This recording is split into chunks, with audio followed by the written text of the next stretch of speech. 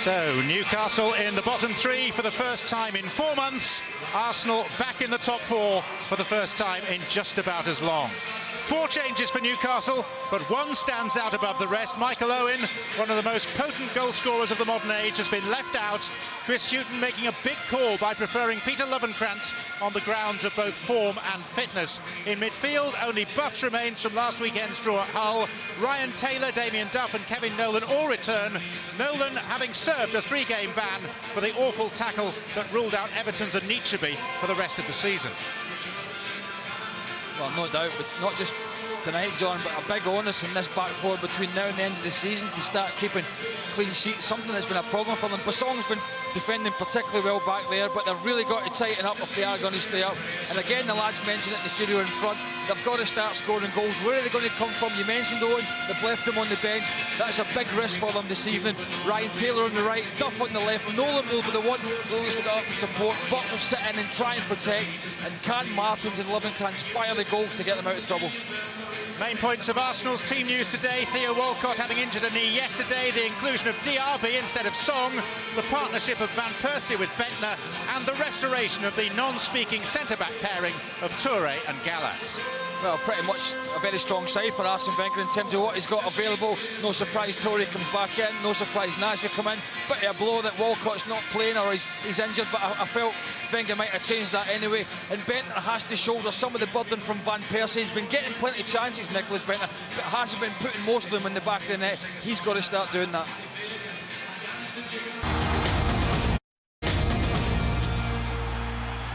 A telling 90 minutes to come. Manchester United and Chelsea have both lost. Is there another upset on the cards? Over to Craig and John. Half-time lead. This should have been the fourth. It's not, but it's still a compelling contest. Newcastle 0, Arsenal 0. Certainly is. Great first half. Thanks very much indeed, John. Tonight, if you want to watch some golf, it's day 3 of the Transitions Championship from 7 o'clock over on Setanta Golf. 8:15 tonight here on 1 and on the news channel. It's after the whistle, a roundup of all today's action. And also tonight at 9, Six Nations highlights: Wales against Ireland, England, Scotland and France, Italy, of course.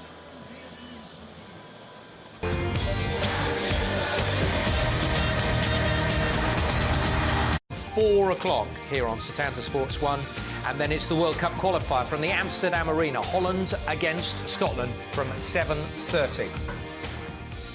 Goalless at half-time. What a cracking first half. Let's get straight into reviewing Brilliant. that. First half. Let's talk about Les. You thought this what we're just about to see was a penalty, possibly Nasri on Duff. I did. I think, you know, once the ball goes into the box and you make the challenge for it, if you don't make contact with that ball and just the person, it's a penalty, because then maybe he goes down a bit easier and that's why the referee didn't give it. Yeah. But I certainly think that influenced his second decision. Yeah. Which came 5 minutes later. Yeah. I don't think that was a arguments? penalty, to be honest. You don't think that was a pen? Do you think this was? Yeah, I think this was, again, what Les just said there, a very, very soft penalty. But I don't know what Almuni's doing, pulling on his shirt there. You know, enough as well. But he gives the referee an excuse to give a penalty. The ball's going.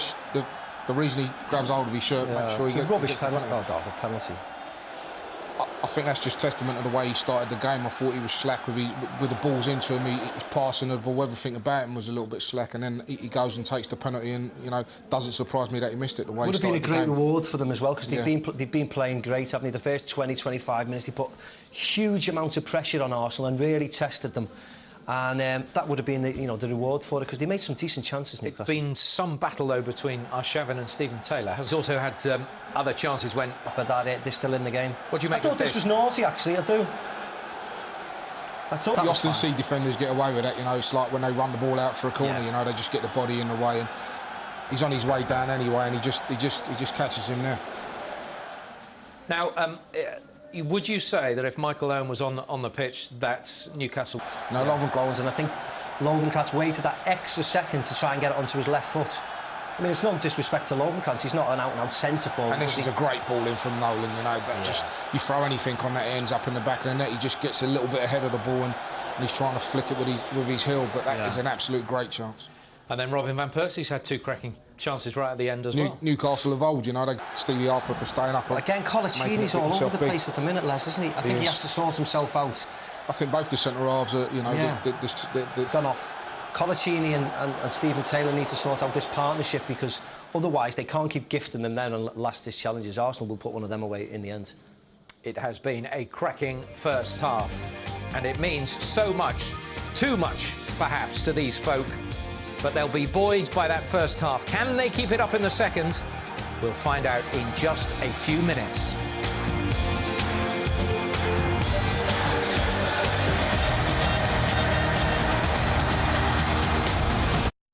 The home of boxing brings you the British super middleweight bout next Saturday, 7:30. Tony Dodson against Tony Quigley from 7:30 over on Setanta Sports 2. That's next Saturday. A goalless but fascinating. This would be a turnaround for the home side, wouldn't it? 2 goals to get back to pick up a point against a side that are, well, in this second half, Arsenal have been, well, they've been brilliant really in terms of the passing.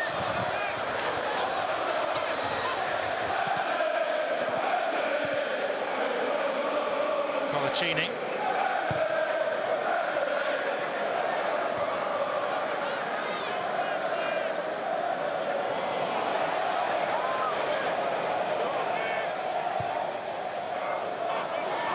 Nasri. Bentner.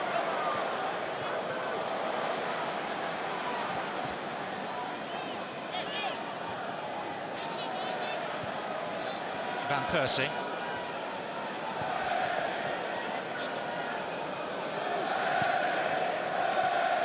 And now Arsenal can do what they love to do, pass the ball accurately and to feet without any great pressure on them.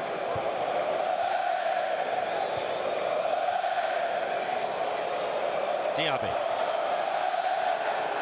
Arshavin. Not a foul, says Mark Holsey. Here's Owen.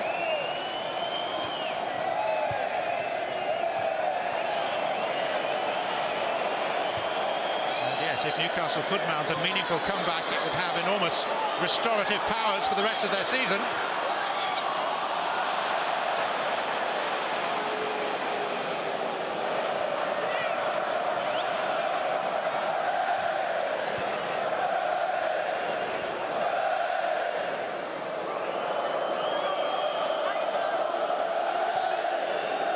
Nielsen. This is Diaby. And Arsenal's second goal. Sanya. Nasri. Van Persie through the gap, which eventually is closed by Jose Enrique, and then the referee's assistant flags for a foul.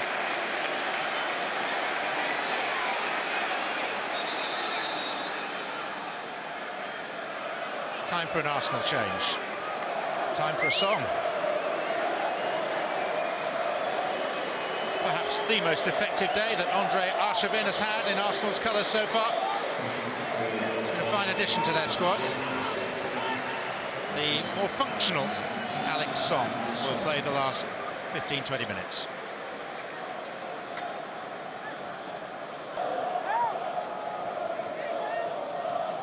Diaby has moved out on.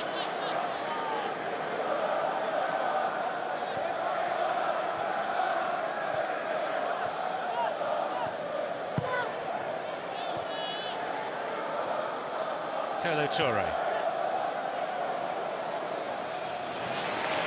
Back by Ryan Taylor.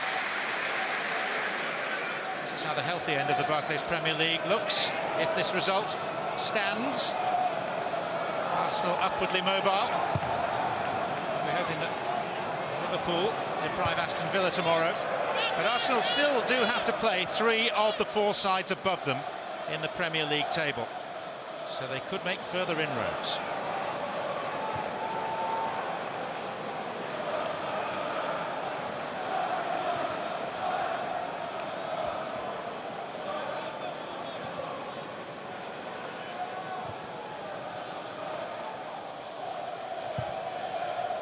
Martin's on his way through the middle. Gallas lost him for a second. Nicky Butt is forward. Important challenge, therefore, by Touré. Wrong decision, John. Nicky Butt wasn't the ball, Michael Owen was. Was free, had made a run. Martins chose to go the wrong way. Triller Amiobi soon to come on. Ryan Taylor.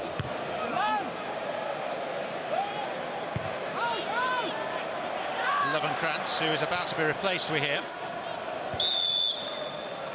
Free kick, Arsenal.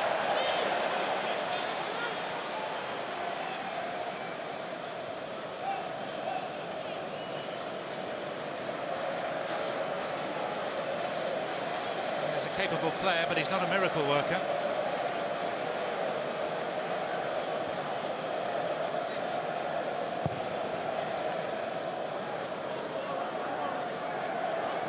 Colaccini.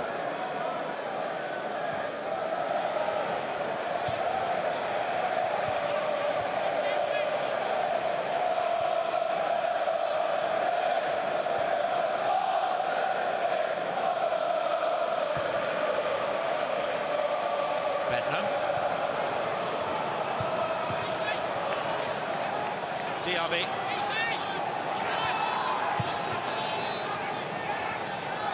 Danielson, sorted out by Bay. This is Song.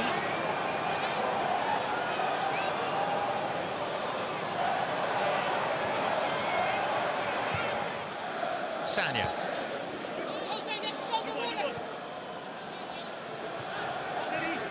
Nasri. Sanya. Song was poised. Diaby. Bentner.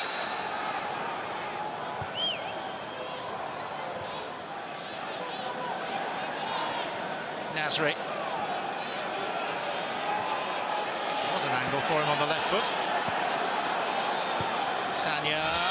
Bentner. Well, it's becoming a habit on his part. A chance. The only thing I can say is that Ryan Taylor's putting him under a little bit of pressure, but as a striker, that's bread and butter. He's got to go there and just stick his head through that. Gets himself a goal. Another goal. You see Lovenkrantz coming off. But I spoke in the first half about the gap between the centre-backs, and I suppose you could say it's listen because just not long after, look again, space in between centre-backs here. Two more. A recurring theme for them, really, that was made worse by the fact Taylor was off when they had to make a decision. And I have to say, Arsenal have well and truly punished them.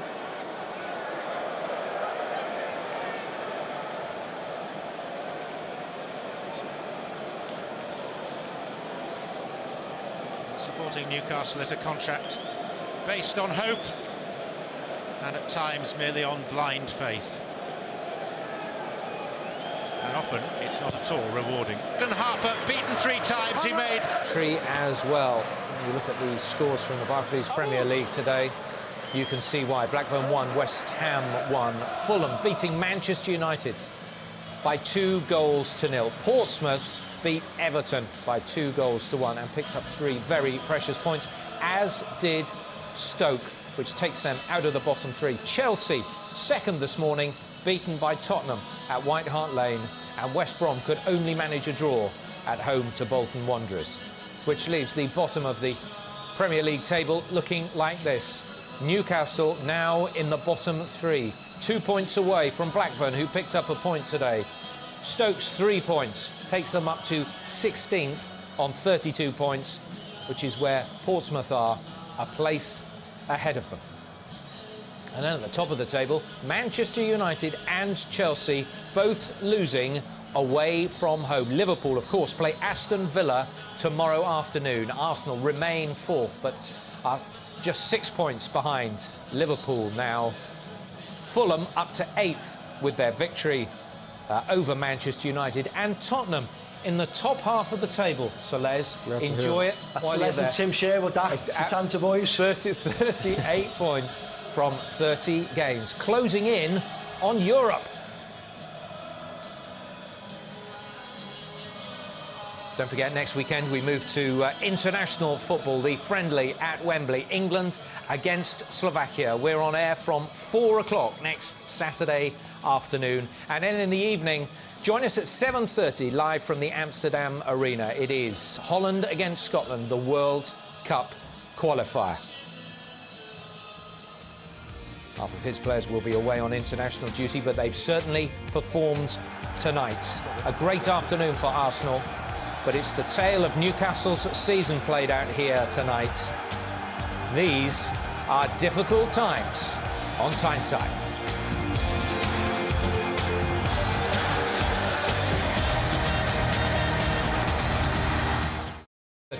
Here on Setanta Sports 1. We've seen Arsenal's good form continue here at St James's Park tonight.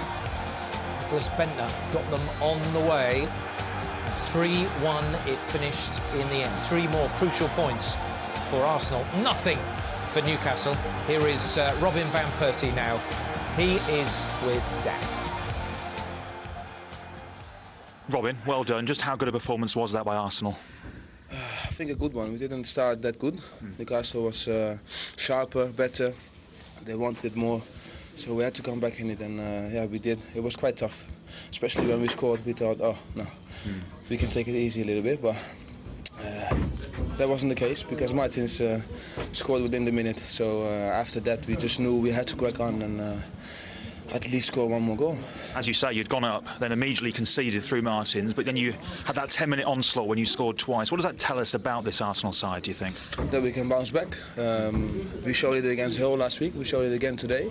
I think this team has a lot of character, and it's just up to us to show it until the end of the season, because we can still win lots of things this year. You now go 3 points ahead of Aston Villa in the league. Just how decisive an advantage could that be in the race for fourth, do you think? I think a big advantage, because Villa play Liverpool tomorrow, and next week Man U, and yeah, we are 3 up. So the whole situation has changed, and I think it's a good thing, because Villa is not used to this kind of situations. We are, so it's just basically for us, it's up to us to stay calm and just do what we're doing now. How good a day has it been for Arsenal? Man United, Chelsea, Everton all losing. Oh yeah, is it? I didn't know that. You're only 6 points behind Chelsea now. Can you catch them, do you think? Well, I think in this world you have to think positive, and why not? Are Arsenal back to their best, Robin? And if so, how have they done it? I think we're quite close to that, yeah, definitely. If you look at the season, we are sort of building it up, and we're playing better and better each game. And these days, I think football is more of a mental game than a technical game. I think you have to combine those two things, and we are sort of getting better in that. Robin, well done. You are the Barclays man of the match. Congratulations. Cheers. Thanks for your time. Thanks very much. Another great performance from Arsenal. Easy winners in the end. Yeah, great second half performance, and we said at half time, didn't we? If Newcastle continue to defend like they did in the first half, that Arsenal will punish them in the end. And they didn't half punish them, did they? They scored 3, could have scored 4, could have scored 5. I mean, there was great chances in the end, and again a Newcastle capitulation in the second half. This place was half empty at the end. Yeah. It was, it was unfortunate. They had a couple of injuries. Bassong had to go off, and then Stephen Taylor, who had been a bit of a rock for them in the second half. But once them two had gone off, they looked like a side had gone 14 games with just one win. Let's take us through what was a great second half. It was goalless at half time, yeah. and then just a mad start to the second half. Yeah. Again, and you can Done it again. and you see Colaccini's picking up Bentner here, but as we saw on corners, Colaccini wants to pick up Gallas. Tells Habib Bey he's picking up Gallas, and for some reason doesn't give Habib Bey enough time. He's the wrong side of Nicholas Bentner. Doesn't even look like No. he tells him. He just walks No. in front of him and leaves him on his own. And to be fair, that's a Great great header. Great header. Because it's a little bit behind him. He's just Yeah, flicking yeah, it from where he is, and you've got to say it's a very good header. 13 seconds after the kick-off, it's 1-1. Crowd were jumping, everyone were jumping. You thought that was it. Newcastle were going to go on and perhaps create a few more chances and maybe nick one. This is still a fragile... And it just went boom. Yeah. And it just, I think it the just injuries might carried have had on. something to do with It's that. a fragile side, isn't it, Les? But you can't just blame injuries, can you? You know, but it is a fragile side. Yeah. And when you've gone 13 games with 1 win and this is the 14th today, then when a team gets a goal, then you start to panic a little bit, and that's exactly what happened. People don't pick up; they try to look after their own positions, and I think that's what you'll find with a second goal. But they're in the bottom 3 of the Premier League, playing Arsenal at 1-1, regardless of injuries, regardless of anything. If Stephen Taylor's off the pitch, well then someone, I don't know, anybody, centre midfielder, the right winger goes and plays centre half. Someone has to cover for him in the most important position. OK, let's see this goal, yes, and let's see what you're illustrating here. If you're playing in a very successful side and you're doing well, then they'll cover that position. But You know, the Newcastle players didn't do that today. They had their men and they thought, well, that's it, I'm with my man, I'm doing my job. Doesn't work. But you see, that was a nothing goal, just a simple give and go. Diaby's played it, ran past 2 centre midfielders, and of course there's a huge space where Stephen Taylor was. But they've still got a defensive line there. It's just a matter of communication. I know it sounds easy, it's just a matter of communication. Look again. Look, there's 4 across the back there. But letting the fullback come in and make that challenge, because there's no danger there. The danger is Diaby coming through the middle, but he just doesn't see it. 2-1, led to 3-1. And again, Could have been 6. Again, another so easy, another defensive mistake. Colaccini has let Nasri. And you know, talk about dropping. You know, Arsenal just went on and created chances at will then.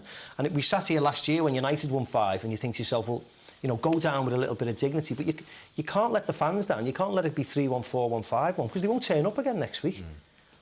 I mean, that was the thing about me. I really like Newcastle. You know, you want them to stay in the league, but the way they're defending is just terrible at the moment. Yeah, and it was 3-1, as I say. I mean, the final score. But you look at the number of chances that Arsenal had. Make themselves available, and they're just creating chances out of nothing, to be honest. And Stephen Harper makes a couple of good saves and Fantastic Arsenal play. This Angus cutting through teams. This is simple, basic.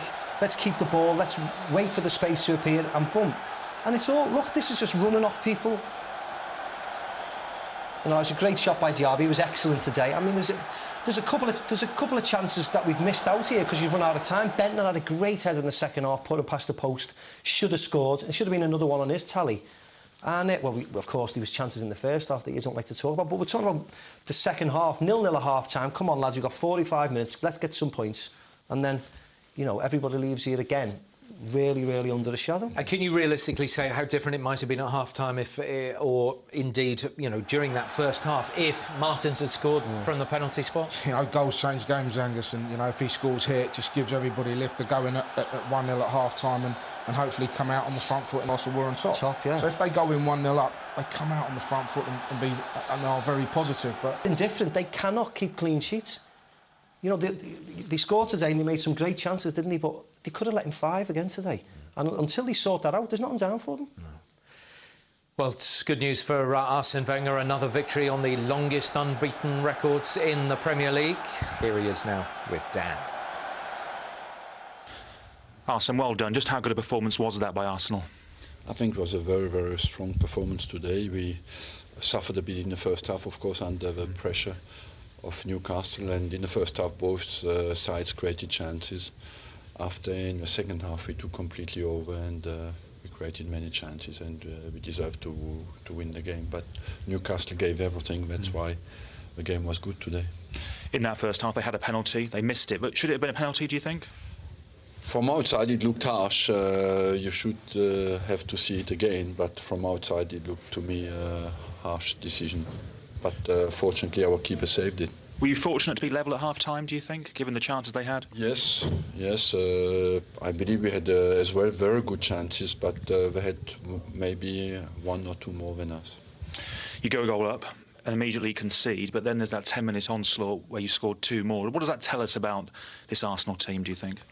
But many people underestimate the strengths and the mental strengths of this team, and we have shown that recently.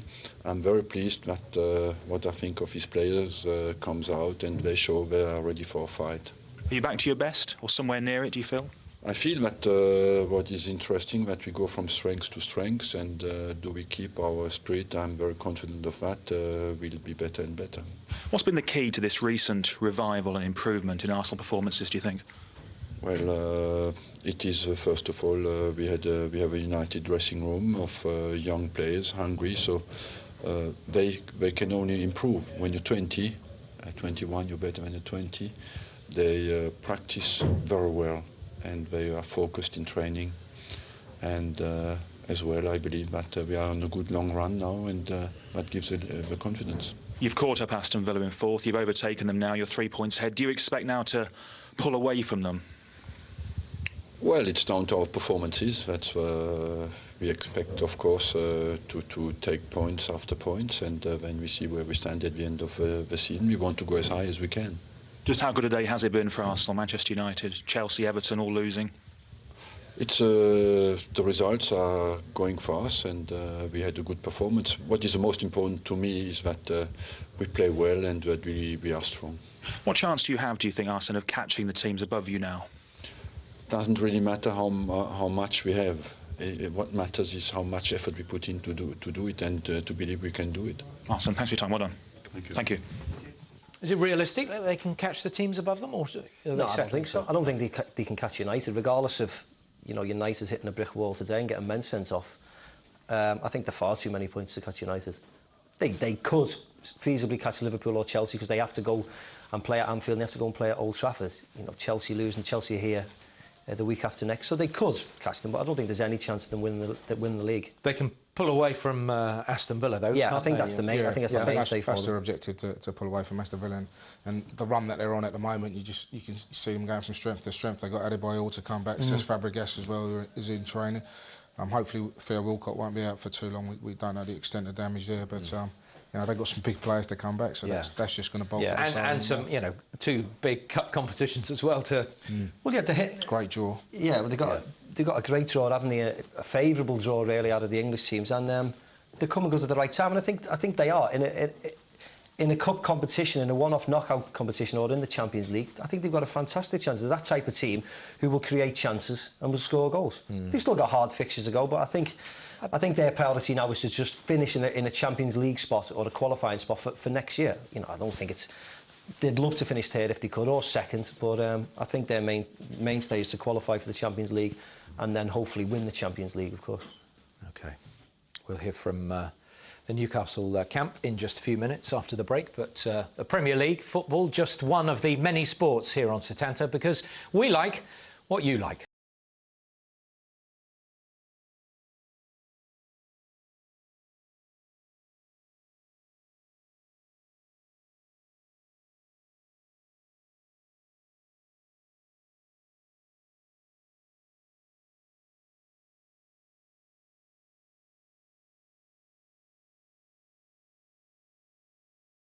Our passion. Next season, we'll have 46 live Barclays Premier League games. The FA Cup, the SPL, top-class European football from the new Europa League, the climax of the World Cup qualification campaign. Theo Walcott, what a night!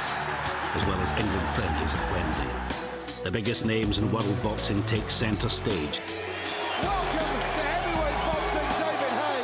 We follow Tiger and the chasing pack in our exclusive coverage of US PGA golf and the IPL as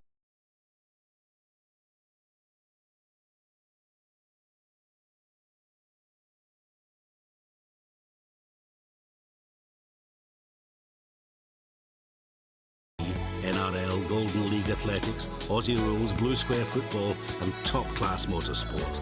Setanta, your passion is our passion. And horse racing. Where it's at. And a bit of And horse racing. And horse racing, yeah. More importantly, that. Horse racing. Cage fighting. The horse racing. Big stuff.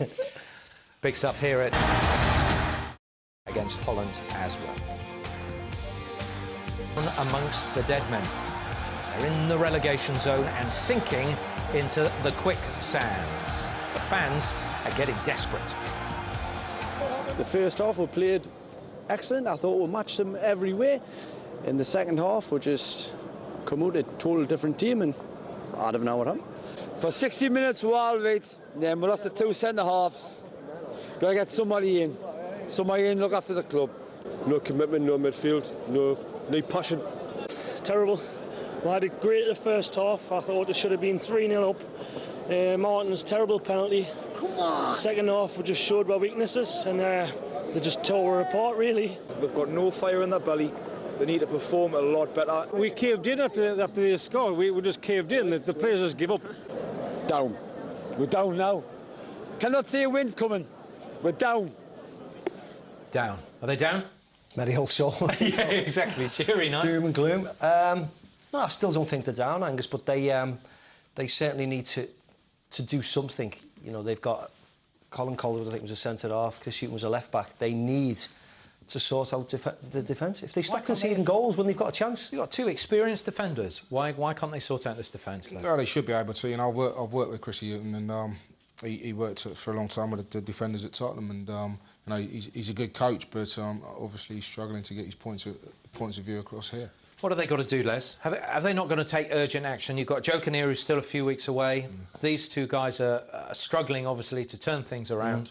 Do you make a big leap and bring somebody else in? I think the talk is that they're going to allow Joe to come back, and you know, God hoping that he's okay, that he can come back and perform. But you know, they need immediate action, and they need to bring someone as soon as possible. But if you've offered him the job and said he can come back, how'd you do that? Because you've got two managers waiting, you know, to do the same job. I'd certainly bring someone in. I think the most important thing, regardless of anything, is that they do something. And if that means bringing somebody in now to the end of the season and keeping them up, well, fine. Joe, we look after Joe next year, but unfortunately, Joe was, I don't know how ill he was or whether it's football related. I mean, we know the problem that he's had, but you don't want to rely on him to come back in 2 or 3 weeks if he's got a problem. So I'd get somebody in now. Part of the problem is who's going to take the job. Yeah. We've got eight games to go. But there's 100 managers on. There's 100 managers on the go. So, all right, this reward them if you stay up. It's simple as that. Yeah, but you've got, OK, these are the games they have got. If you bring in somebody and say, right, Joe, stay where you are, it's fine, you get better, get your health ready. Right, let's have someone, as you're suggesting, Macca, you've got 8 games, you keep us up. Here's your big bonus if you keep us up. Well, yeah, why not? Why not bring in 8? Well, at least they're doing something, Angus. If they do nothing and they lose to Chelsea, then lose to Stoke and lose to Tottenham, and then Joe suddenly comes back, you know, it might be too little too late. You know, I think if the fans see that you're proactive and you're doing something, they might give you a chance. You've got to find 3 wins from out of those games. OK, so where are they coming, Les? You know, I mean, you go wait. The teams in and around you, you're looking at Stoke, Portsmouth, Middlesbrough. Those are the teams you're looking at in and around you. Yes, you're going to go to Stoke and it's going to be a battle. You know, they're going to bombard you. What we saw today. Exactly. You know, is how are you going to cope with that? Well, the 3 home games. The 3 home games are the one for me, Les. You know, you hope that you meet Fulham at the end of the season. They're safely in 8th and 9th, and they've, you know, without being honest, they lost that. You know, they won last year, didn't they? But you just hope that, you know, the season's half over for them and they try and get 3 wins at home. Yeah. Pick up points away from home if you know, a lot of the supporters today were saying there was no passion, there was no fight. I think what you find is when teams are struggling, right, if you looked at the stats, and there's lots of pro-zone stats at the end of a game, you'll find that Newcastle probably run a lot more than Arsenal today. It's just they weren't able to keep hold of the ball, and when you lose the ball, you're chasing shadows because there's no confidence. Just very low confidence. And that's how desperate at the minute, aren't they? Yeah, exactly, and that's how desperate their plight is. And they're too, you know, clear of safety. OK, they're two ahead of Middlesbrough. You know, they're not looking that way. You've got to look up. Of course, and there are still, you know, sides 1 win away from them. You're going up towards Sunderland, so yeah. Well, Angus, of course, and we can speak like that. But do you fancy the way Newcastle are playing? Do you fancy them against Chelsea? And then do you fancy them to go and out-battle Stoke at the Britannia? I mean, if they lose those 2 games, Blackburn could have picked up points. I mean, it's all ifs and buts, but come the end of Stoke, Blackburn could be 3-4 points ahead, and then you're thinking, well, we need 2 wins just to get out of safety, let alone stay in the division. So it's troubled times. Yeah. I mean, I'm just a doom master today. But it hasn't gone unnoticed that everyone is suddenly turning to Newcastle and thinking, you're in serious trouble. I think every year or every couple of years you see a big side in trouble, and they actually get out of the division, and it looks like it could be Newcastle's turn this time, and it's a shame because it's a great place, it's a great stadium, and this team deserves to. Yeah, and I certainly hope not. I mean, I've got good friends playing for them. You certainly do not want to see them anywhere near the bottom of the league. And as I've said numerous occasions, the amount of internationals in their squad, it's just incredible that they're third from bottom of the league at the minute and really, really struggling. The impact on the North East, though, Les, if Middlesbrough and Newcastle were to succumb and go out of the Premier League. Oh, it would be horrendous, you know. Like I said at the beginning of the show, these people live for football. It's the icing on the cake for them on a Saturday. And for both these sides not to be in the Premier League next season would be a travesty. Yeah. But do you foresee that if nothing changes, if Joe is still on his sick bed recovering, and Chris Houghton and Colin Calderwood carry on, that you're not going to see an upturn in performance from this side? I mean, we keep thinking about they've got players to come back. You know, they've got Viduka to come back, they've got Joey Barton to come back. But I think they're in that cycle now where confidence is so low that they need, I don't know, reforming. They certainly need the defence sorted out. If they keep a clean sheet, they'll score goals. They just cannot keep clean sheets at the moment. And they know they've got huge, you know, they haven't got easy games coming up. They've got really big games and important games. And as I said, you can see Chelsea scoring against them.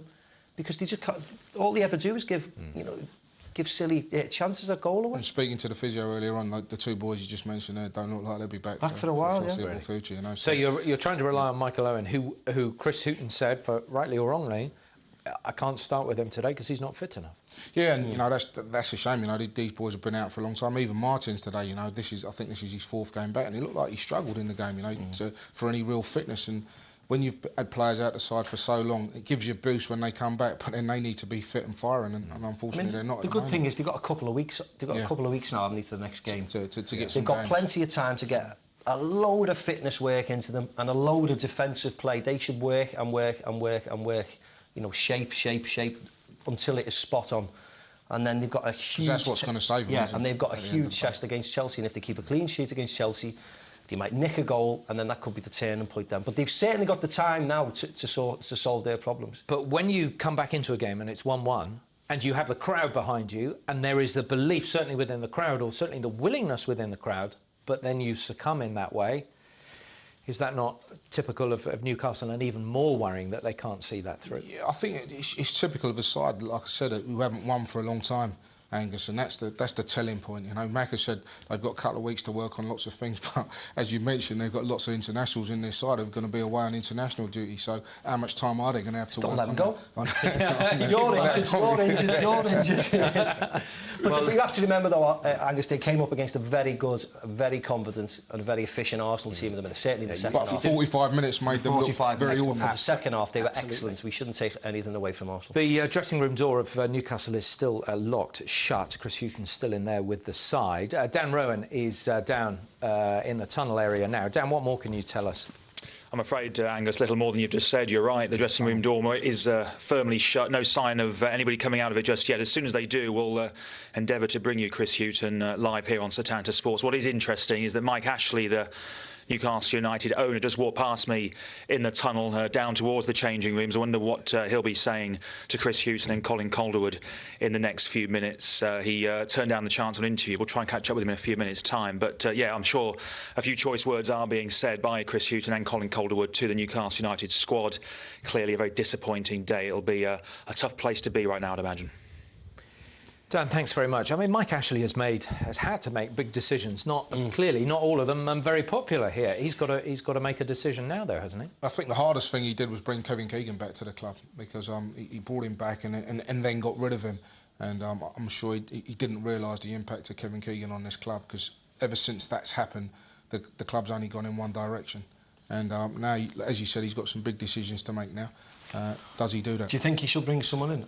Yeah, I do. I really do, because I think Chris Hughton, as great a coach as he is and a great fella as he is, I think it showed in the time when they sacked Kevin Keegan to when they appointed Joe Kinnear. He struggled to get results, and the same thing's happening again now. And what's the worst that could happen? They could finish in the bottom three exactly like they are now. Yes. Anything else is a bonus. So if they do bring someone in and it works, he's a hero. When they did bring Joe Kinnear in, it gave the team a bit of a lift, and that's all you need. You just need a bit of a lift for the side. Is Chris Hughton the sort of person who's going to say to Mike Ashley, bring somebody in, we need the help, something has got to happen, or is he a proud man who's going to carry on?